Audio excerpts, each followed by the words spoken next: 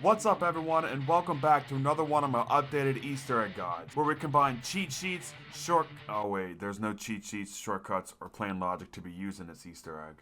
Today we will be covering the classified Easter egg. Now you're probably wondering which one I'm talking about. Well, since the Zombies community considers Project Scatty to be the classified Easter egg, and Treyarch considers the Round 150 cutscene to be the classified Easter egg, I will be covering both in this video. So skip to whatever chapter you need, whether you're looking for Project Scatty or the high round strat, and I'll see you there. But for now, let's start with the Project Scatty Easter egg. For your class setup, it doesn't really matter what you run really, but with saying that, you should bring grenades instead of wraith fires. And if you want, you could also bring wall power so you can get this Easter egg done by like round 5 or 6, but neither are necessary to complete this Easter egg. To beat this Easter egg, you need to collect 4 codes around the map. For the first one, you need to collect the key next to Cola, and then use it to unlock this desk in the main offices. Doing so will reveal a picture of Doris along with a code. Now you need to remember which map is in the picture with the code, as we do need to input the codes in a certain order. So take a picture of it or write down Doris with your code, or whatever you like to do to remember things in Easter eggs. And now, we can go collect the second code, which is in the laboratories, or more specifically, right outside the weapon testing area. If you throw a grenade in the corner of this zombie spawn, it'll reveal Shangri-La with a code. Again, write it down or take a picture of it or whatever you need to do. If you're not running grenades, you could use the pack trebuchet to do this as well, since it shoots grenades, but then again, you have to pack a punch it, so it will take a little while to do it. The third we'll cover is by going into DEFCON 5, but we have to do it in a certain order to get the next code. You have to activate the DEFCONs in the order of one on the catwalk that's the furthest away from the steps, like closer to Spitfire, then the one in the server room, the third DEFCON is the one right next to the elevator on the catwalk, and the fourth and final DEFCON is on the lower level of the war room. Once you're at DEFCON 5, use the teleporter to go to the panic room and interact with this TV to reveal Kino with a code. Also, make sure you grab the teleporter part, as we will need it for the final code. So grab all 3 teleporter parts, which I'm showing you all the spawn locations right now, and when you have them all, make sure that you craft the teleporter in the central filing room if you're also going for the round 150 Easter egg in the same game. But if you're not doing it this game, it doesn't matter where you build it. But place it on the teleporter in the war room and activate DEFCON 5 to go to Groom Lake. We now need a pack-a-punched weapon, so get a packed weapon, and once you do, go to the deserted hallway and you will see these presidents on the wall. You have to quickly shoot the nameplates in the order of Franklin, Hamilton, and Lincoln. This one is a little tricky because half of the time it doesn't work, but when you do it correctly, Washington's nameplate will reveal the Shinonuma code. Write it down, and once you have all 4 codes, we need to input them into this machine in the lower level of the war room. You need to enter the codes in the order of Shinonuma, Doris, Shangri-La, and finally Kino Dortoten. When you input Kino, the screen should say Project Scatty activated, and now we need to go to Groom Lake or Pack-a-Punch one final time, and then once we're here, we need to survive 3 full rounds without leaving. If you leave for whatever reason, the step will reset and you'll have to do another 3 rounds. Once you survive 3 rounds in a row here, the barricades in the back left of Groom Lake will float away, revealing a max ammo, a bonfire sail, and a crate containing a free Winter's Howl. Pick up the Winter's Howl and you have successfully completed the Project Scatty Easter egg. Now let's move on to the round 150 quest. For this, I will show you 2 ways to achieve this. One is a legitimate strat, and it's the easiest and safest way to do it, and the other is just by AFK. Now, there's absolutely no shame in taking the easy way out. I'll tell you right now, I did. I'm not going to spend 12 hours of my life doing this legit, so obviously, I would recommend just doing the AFK strat, but for some reason, if you want to go for this legitimately, I will show you now. To start, this should be your class setup. You want Dying Wish, Victorious Tortoise, Winter's Wail, and Stone Cold Stronghold in the modifier. This strat heavily relies on wraith fires as well as your specialists, so if you wanted to, you could replace Dying Wish with Stone Cold Stronghold and then put Time Slip in your modifier, which will reduce the cooldown for both. Now, with that being said, obviously, you want to bring wraith fires as well as the Ragnaroks. And for your elixirs, you want to run stuff like Anywhere But Here, Temporal Gift, Arsenal Accelerator, Equipment, and so on. If you don't care about running Mega Elixirs, you could also run things like Licensed Contractor, Dead of Nuclear Winter, Shields Up, Power Keg, Perkaholic, and stuff like that. One final thing I would strongly suggest you run is one of the following talisman. Either Frugal Fetish, Minor Reinforced Charm, or Major Reinforced Charm. Frugal Fetish reduces the cost of your shield, and the other 2 increase the durability of it. You don't need a talisman to do this, but it'll make this a lot easier. When you load in, there's not much you really need to do to set up. All you need to do is build the teleporter to unlock Pack-a-Punch, which I already showed in this guide, and you need to build the shield as well. When you build the shield though, make sure that you build it in the weapon testing room and not in the central filing room. I say to do this because people always, and I mean always, build the shield in the central filing room up top. But since we'll be camping in the weapon testing room, and we will be relying on our shield, it only makes sense to build it here, you know? And before you officially start this, I would also recommend getting the Ragnarok's level 3, as well as getting the Winter's Howl. But when you're ready, go to the weapon testing room and sit in this corner next to the shield table. Congratulations, this is your new home for the next 10 hours.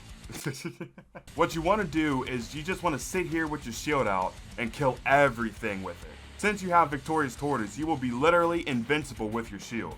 But when your shield's about to break, or even if you need ammo in it, be sure to buy another one off the table. It's always better to repair your shield than to let it break and buy a new one, because it is a lot more expensive to buy a new shield than it is to repair your current one. But with saying that, obviously, if your shield breaks, Victorious Tortoise will knock down all the zombies in front of you, giving you more than enough time to do a 45-degree turn and buying another shield and pulling it back out. This strat does heavily rely on how many points you have, so you can keep repairing your shield. So make sure that you're doing good on points pretty much at all times. Also in this strategy, you should be throwing your Wraithfires and placing down your Ragnaroks as much as possible. This will kill everything for about 15 to 20 seconds, but when it disappears, throw a Wraithfire on the ground and use your shield to kill the zombies. This is pretty much what you want to do from here.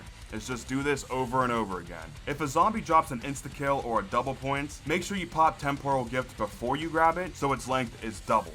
And if you ever need them, obviously, always remember that you have stuff like equipment, Arsenal Accelerator. If you get in a pinch and you're running anywhere but here, you can pop that to get out of your tight situation and then run back to the labs. But this is pretty much the extent of the high round strategy. Just 10 to 12 hours of sitting in this corner with your shield out and using your specialist and your equipment as often as possible. Have fun with this strategy. If you give up and you get bored and you want to join the dark side, so to speak, I will now show you how to do the round 150 Easter egg simply by leaving your console on overnight. First things first, go in your console settings or your computer settings, whatever you're playing on, and make sure that it's not going to turn off from being idle. Because even though the game will be running, there will not be any active controller input, so the game will think that you're AFK. I mean, you are, but the game don't need to know that. Now everything on the screen right now is what you want to run.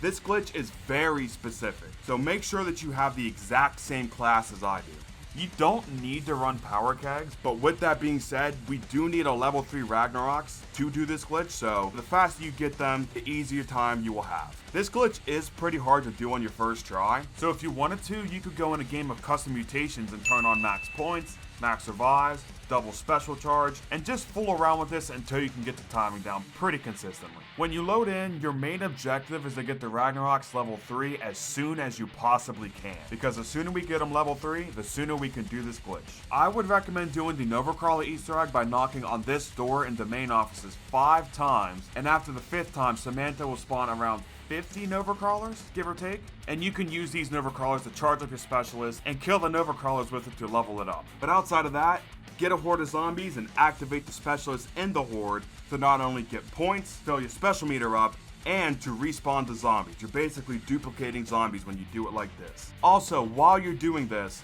do not buy any perks until you buy Mule Kick, which is in your modifier. Mule Kick has to be the first perk that you buy. Once you buy Mule Kick, buy the rest of your perks and get a 3rd weapon from the wall or the box, and then now get your Ragnaroks ready to use. They don't have to be level 3 or even level 2 for this step. So get to the end of the round and let Winter's Wail freeze a zombie away from the box. Now hit the box, and when it gives you the option to pick up a weapon, and it has to be a weapon, it can't be equipment like the monkey bombs or anything, but when you have the option, you want to pull out your Ragnaroks and grab the weapon at the exact same time. Now again, this part is pretty tricky, so it'll probably take a couple of tries to land the timing. The way you know you did this right is if you look at your weapons in the bottom right, none of them will have the Mule Kick symbol next to it. Now for the next step, we need to grab a trap. Only one. We don't need both, we only need one. So right now I'm showing you all the locations for one of them. Once we have that, we now need to focus on getting the Ragnarok's level 3, as we do need them level 3 for the next step. And just a heads up, This next step is really difficult, and you'll only have one chance to do this right in your game, or else you'll have to redo this whole glitch in another game. So make sure you do exactly what I do in your game. But when you have the Ragnarok's level 3, get to the end of the round, and in the deserted hallway you will see a trap. Interact with it to place the trap in the trap box, and now you want to freeze a zombie in the main offices near Brew. Now as soon as the zombie's frozen, run to the presidents in the deserted hallway, and place your Ragnaroks next to them, and hurry up and turn the trap on and down yourself with it.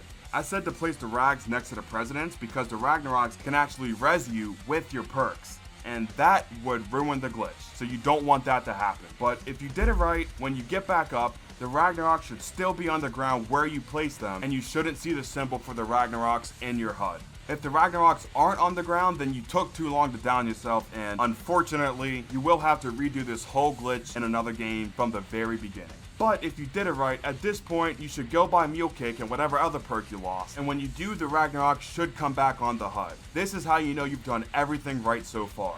And that is it for the hard steps. Now all we have to do is get into an elevated glitch spot with the Ragnarok. So if you know one, feel free to use yours, but the one I'm showing you in this video is pretty easy. So pull out your Ragnaroks and run into this window that leads to the morgue, and then jump and slam with your Ragnarok, and as soon as you click slam, spam your crouch button while you're in midair, and if you do it right, you should be in the glitch spot. Now at this point, there's one final step that you have to do, and that is to get a full power, as your specialist shouldn't be recharging with kills. If it is, then you did the downing step too slow. But once you get a full power, you want to quickly pull out your specialist, swap weapons, and as soon as you see your gun, pull out your specialist again. So on PlayStation, for example, you click LB and RB to pull out your Ragnaroks, and then triangle when you pull them out, and as soon as you see your normal weapon again, you want to click LB and RB again. And if you do it right, you should have the Ragnaroks out, and it should have like a 1 in the ammo count in the bottom right, and the Ragnaroks should be killing everything underneath you, and the specialist meter should not recharge.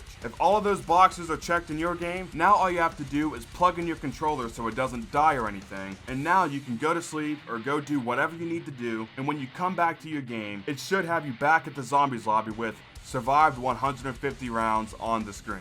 But there is the Project Scatty Easter egg and 2 ways to beat the round 150 Easter egg on Classified. If I was able to help you out, be sure to drop a like and comment down below. If you're still having trouble with anything in this video after watching it, also comment below and I will try to help you out even further. I know I said in my alpha video that Tagged or Totem was going to be next, but I kinda wanted to do Classified, and I didn't want to do it after DLC 4. So, I did Classified first, and now that this is out of the way, Tagged or Totem will 100,000% be the next Easter egg that we cover.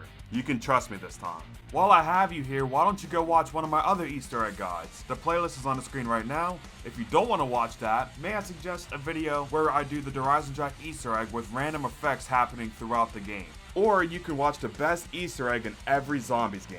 Thank you guys so much for watching, and with that being said, this is Joltz, signing out. Peace!